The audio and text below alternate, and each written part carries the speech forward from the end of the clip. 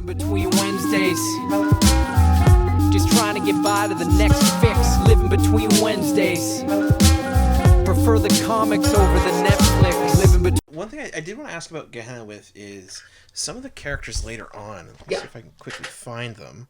Where are the two I want to ask about specifically? Where'd you go? There they are. These two individuals. I don't know if it's going to want to focus for me. Oh, yes. But the folks with the masks, there's a few of them for those out there. Is there any sort of symbolism for the masks, or was it you just wanted sort of a cool looking design when it comes to how they came about? I have. Hang on. So I've got them. So here's the story. I like stories. So this was actually a stocking stuffer present one year during Christmas, and they came from the dollar store. And there was these masks that you paint them or whatever, and this is how they turned out. Right? Oh. So the paint is, as you can see, is super blotchy and not really that great. Right? Oh, cool. And my first thought was like, this could be a serial killer mask or whatever, because it just looks so horrible. And from there, Gehenna was started from that idea. Oh, cool. Yeah. So this was like way back. Oh yeah, this is way back like 2008 timeframe. So just to show like how long the idea was there, but I didn't really start to work on it until 2014. So yeah, because like I had the idea there, but it wasn't fully formed. So I waited a few years, and then when it was ready, just went with it. That's super cool. I always like to hear stuff like that because it's fascinating to hear where the idea for comic comes from, right? Like, especially because of, again, with what I like to do, and I like to learn about creators and different artists and writers and how the heck they come up with what they come up with. So to actually be able to see the origin of what becomes Gehenna Death Valley, that's really cool. It's fascinating. Yeah, so it went from like these killers in a restricted area to mystery people or whatever. What are they? Absolutely. Yeah. So when the first time we met and the first time I saw Gehenna was at Gotham not too long ago as a graphic novel. Yeah. When did the first actual comic for it come out? Because I appreciate it. I think it's 6 issues. Yes. What year is that? I think it was 2015, if I recall correctly, that I had issue 1 out. So the plan was, like, because graphic novels take such a ridiculous long time, especially when you're doing it by yourself to make them. What I would do if there was a show coming up like Fan Expo or something, I would just get a comic book issue made of whatever chapter was done. So it's just to show people, yes, I'm working on something. Here's the thing. If you want to buy it or collect, whatever. And eventually, when the book was ready to be put into a trade paperback, and this is my first graphic novel, if you will, that 2019 was when I got the first edition printed, and yeah, just went from there. Amazing. So basically you had roughly an issue a year for 5-6 years, and then you were actually able to put it together. Yeah. Awesome. Yeah. And from what I've seen online, you're actually in January, I believe, doing a second print for Gehenna, as you mentioned earlier, a sort of deluxe edition, right? Yeah. So that's the initial plan. So I picked January because I'm just like, oh, we're getting close to Christmas season, then it's going to be a bit crazy. So this is like January's like the just in case, like earlier doesn't work out. But yeah, so we're eyeballing January for the second edition to be mailed out to backers from the Kickstarter. But there will be extra copies made for people who, if you missed the Kickstarter, don't worry, there'll be extras. So thanks that we got overfunded from the Kickstarter, so that helps a lot. Love it. Yeah. I absolutely love it. Actually, one thing that, if you don't mind me asking about the Kickstarter, one thing I'm always curious about is what happens when you overfund? So obviously you set a goal of whatever it is. I've seen everything from $1,000 to $10,000. And from what I've understood and the other folks I've interviewed, you typically set it aside for, so this pays for the last person I spoke with was an artist who did this. So he, this chunk of money is a set aside for the artist. This is for printing. This little bit's for mailing it out to people, and then the rest is for whatever else publication you might need. Yeah. When you have overage, I would assume, again, like not knowing, I've never done a Kickstarter, that you just basically end up going, oh, well, we have more orders for the book, ergo we need more printing, more packaging, more mailing. Is that pretty well what it is, or do you actually get like a little bit of playroom when you get overfunded? It depends how much money you get when you overfund. So, this being my first Kickstarter, and I didn't know what to expect, right? So I worked with a collaborator for this, which super helped.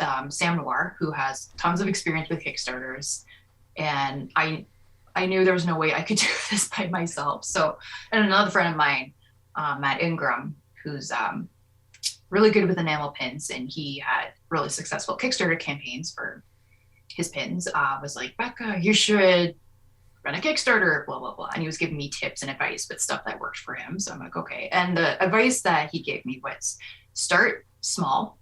And again, just because I've never done it before, start with like a low base goal. And then when you overfund, then you can do more with that. So okay. Yeah.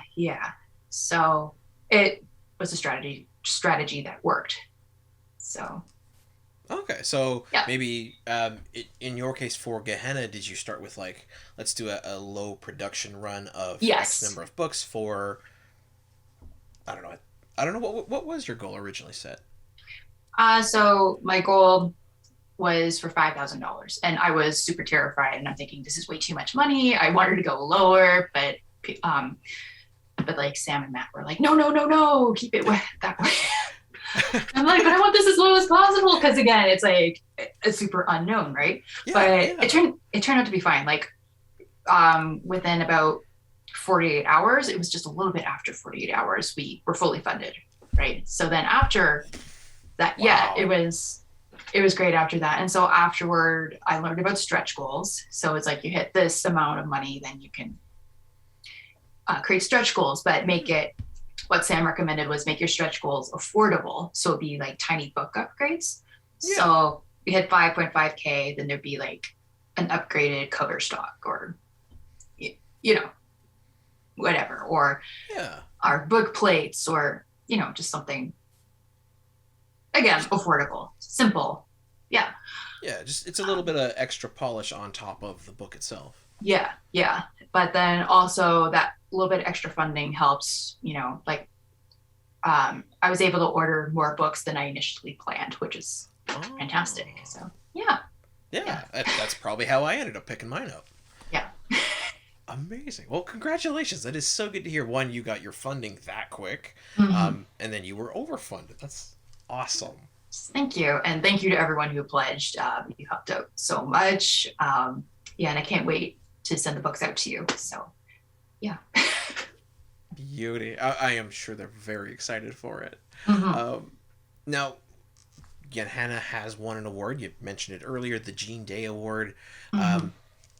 How does it feel to have won your Jean Day Award? It feels so good. I'm not gonna lie. And at first I found out I was nominated, and I was like, oh, okay, cool. But I didn't expect anything beyond that, because there were so many great people nominated in the same category, like Jonathan Kachuba, A.J. Hahn, and the guys from Group of Seven Comics, just lots of great talent there. And I'm like, there's no way, because it's horror, and, it's a little too dark for people and a bit weird. When you're an artist, you're your own worst critic. Yes, it's very true, that stereotype. So, and then December came along, and then my notifications blew up, and congratulations, Becca. I'm like, what just happened? So when I saw that, I'm like, what is that doing here? It's like all the reactions, and then just, I remember my family and we picked out on Christmas treats that night just to celebrate the win. So it felt great. And I'm not going to lie, it was a great feeling. So I'm so glad to hear. So thank you, Schusters. Thank you so much. Yeah. That's fantastic. I'm so happy for you because it is a really Gehenna again creepy as hell cover. It is a really interesting comic. It certainly follows some tropes, and describing it as Scooby-Doo from Hell is actually a really good way to describe it, I think. But yeah, it pushes the story in interesting ways. The things that happen to the characters, definitely really cool, very fun ways to take a horror book that, you know, it's, especially in a day where I feel like horror's become very popular with zombies and vampires and werewolves, Yes. like the big three is kind of how I think of those. To go in the creepy, spidery direction that you've gone is fantastic. Thank you. Yeah. Now, I do want to ask, do you like spiders? Do you have a pet spider? Where does that come from? No, actually, like when I was at the punk rock flea market yesterday, there was a spider on one of my prints. I was like, ugh! So I was just shaking it. And I'm like, thank goodness it's loud. And well, I didn't scream. So that's one thing Gehenna helped. It was a catharsis for my arachnophobia. So that's one way it's helped. I don't scream horrifically when I see a spider. So it was like, okay, off. But before it would just be this paralyzing fear of like, spider, what do I do? What do I do? And it was a small one, but you know, no, I do not like spiders. So it's, yeah. It must have been a fun time drawing this book for you then. It was awful. I'm not going to lie. And I'm like, what have I done to myself? Why have I done this? Like one of my spider characters, like on the cover, I did use my dog's face to make it more bearable. Like, and not the exact face, but she has like a triangular shadow pattern around there. So just make it bearable for me to draw him. So that is hilarious. Yeah. Oh, okay. I see what you're saying. I don't want to give away too many spoilers, but I believe that's the first appearance of this character. Yes. And my camera doesn't want to focus on it, but yeah, it's got like the triangular sort of. Oh. Yeah. Fascinating. Yeah. Oh, such a creepy. I mean, and I hope maybe someone buys this, or maybe you keep it as a memento, and especially, you know, given everything that's happened for you, maybe that's what you should do. But when we met at Gotham in person, you had a figure about 4 inches tall, and it's about 4 or 5 inches wide, I would say, of that creature. And yeah, it spooked the hell out of me. Like it's creepy looking. There's something unnerving. In a world where, like, you know, you can go down and see like these gory looking, you know, cut up, bruised up, burnt figures. There was something body horror about this creature, and I love it. Yeah. So it was a 3D print of that character. It was designed by Amanda Daly, phenomenal artist, phenomenal 3D sculptor. So she did it pretty quickly.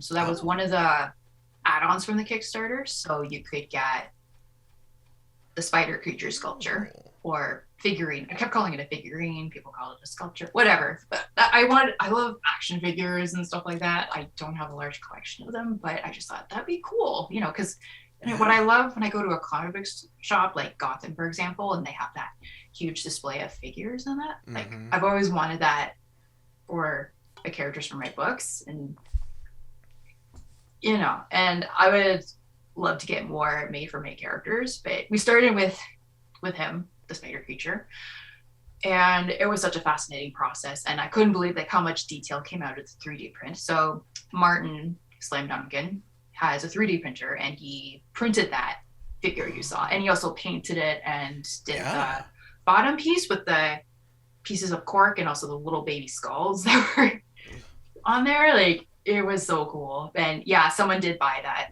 from the Kickstarter. Oh, awesome. So, okay. Yeah. But yeah, I do want one for myself. So yeah, well, there'll be more printed eventually. I was gonna say I am sure you'll end up with one if that's the case. Yeah.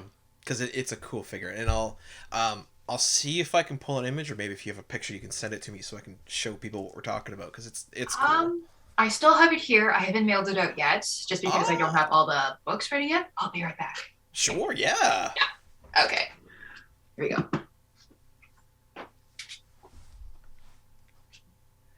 Folks out there, this thing is creepy. It is of this character. I don't know how to describe the role of this character in the book, but it's a cool creature. And when I went to Gotham Central, where they had the first con since COVID began, really did it well. But yeah, I saw this figure and it was creepy. So here we go. All right, here he is. Oh, yep. No, I'm. There you go. I think you need a close up there. Like the detail really is impressive. Yeah. Yeah. Oh, just. Yeah. So, and also, I've always been a fan of Todd McFarlane's work with his figures, and kind of was inspired to do something similar too. But yeah, I'm so happy how this turned out. There was an option where you can just get versions of him that were not painted. So if anyone, is into painting and whatnot, like, there it is. Yeah. And the funny thing too, like my 4-year-old niece loved playing with him, so I had to take it away so she wouldn't break it. So it's like, oh, potential for kids to play. I don't know. If you can move the legs or something, that would be so cool. But for now, it's just solid. So. I mean, I'm not gonna lie, it would make a really cool toy to be able to actually like manipulate all the limbs and have it move. Yeah. Who knows? Maybe you'll end up getting an action figure of him one day. I hope so. That is the goal. That is the goal. That'd be so awesome. And also with the mask. Yeah. Also with the mask figures, I really wanted to get them made too. But for now, we just stuck with the spider creature. So. Okay. And also, I want figures for my new book coming out too, which we did release the digital stretch goal for that one during the Kickstarter. So stay tuned for that one. Actually, if you don't mind, tell us about your book. Yeah. So the next thing I'm working on with Drina Joe and Sam Noir, who's currently lettering the first few pages of it. It's called the Wormhole Club Tragedy. So we're going into cosmic horror territory. Compared to Gehenna, it may look a bit normie, some of the artwork I teased for it, but it's that same wholesome body horror content will be within this also that you've come to love with Gehenna. So yeah, and that one's almost done, and I'm super excited for people to see it. And yeah, so all the backers will get a digital copy of the book when it's ready. So okay, and yeah. And for context, because I personally, I'm not big into horror. Yeah. When you say universal horror, the only movie I really have reference for something like that would be Horizon Point. Event Horizon. Event Horizon, yeah. Yes. That's the movie. It stars the guy who plays Alan Grant from Jurassic Park, and I have a vivid memory of him with barbed wire wrapped around his eyes, and he's freaking out. Okay, cool. You're smiling through that. Yes. Is that you should sorry, go ahead. Is that kind of the idea behind it? You'll have to see. Fair enough. I've pitched it in the Kickstarter. I pitched it as like Death Note meets old school Cronenberg, like David Cronenberg. Ooh. Okay, that's cool. It's somewhat of an idea for that.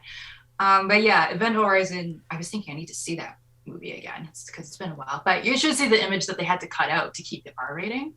Like it's pretty brutal, man. I know you said you're not into horror, but for real, like to some of the keep it imagery. R-rated? Oh yeah, because there's X, right? But it's man, the images they cut out. I'm like, oh man, how unfortunate. I mean, I am sure there's like a collector's edition that has all of it. Yeah, it's gross, but artistic gross. If you're into that kind of thing. So. I mean, maybe not me, but I'm sure our horror fans out there and yourself clearly. Yeah, anyone out there.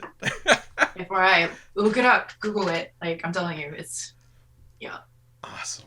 Yeah. I'm also reflecting now on myself, going, wait, how have you actually seen these things, Konrad? Interesting. Like I said, I've seen choice things from what other people have shown me, or what I caught late night on TV, and I'm just like, maybe this is why these intense movies just freaked me out. I'm like, I'm good. Yeah. So I'm sorry about that, by the way. Yeah. It is what it is. Yeah. Yeah. So yes, about your books, because from Golden Age to present, digest to oversize, never miss new comic day. Yeah, no surprise. So where's my no prize? Check the letter columns. Can't find issue 2? Collector problems, cliffhangers, mysteries. You need answers. When did Batman become Green Lantern? I get it. True believer, not lying. Always up for an awesome summer crossover.